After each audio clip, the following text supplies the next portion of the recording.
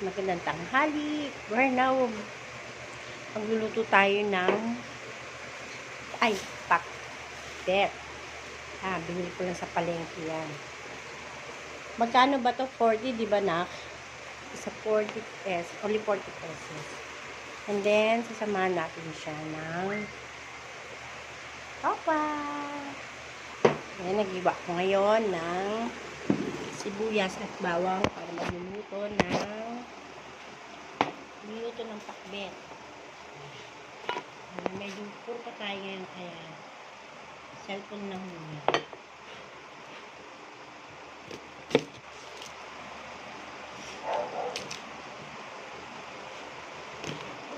Ganyan ako mag-iwan ng sibuyas. Para madaling makalatan.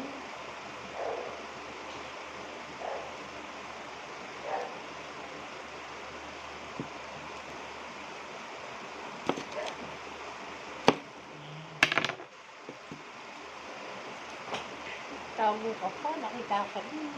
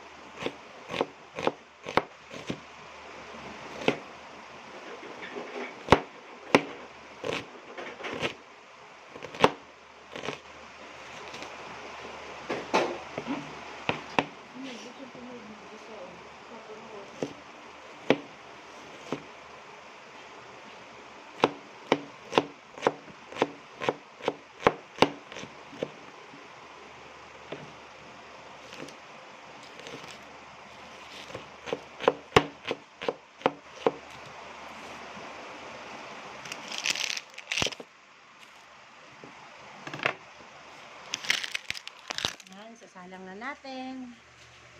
Nakapangangkag na wali. Diyan. Alam mo na. Niluto na inyong mama.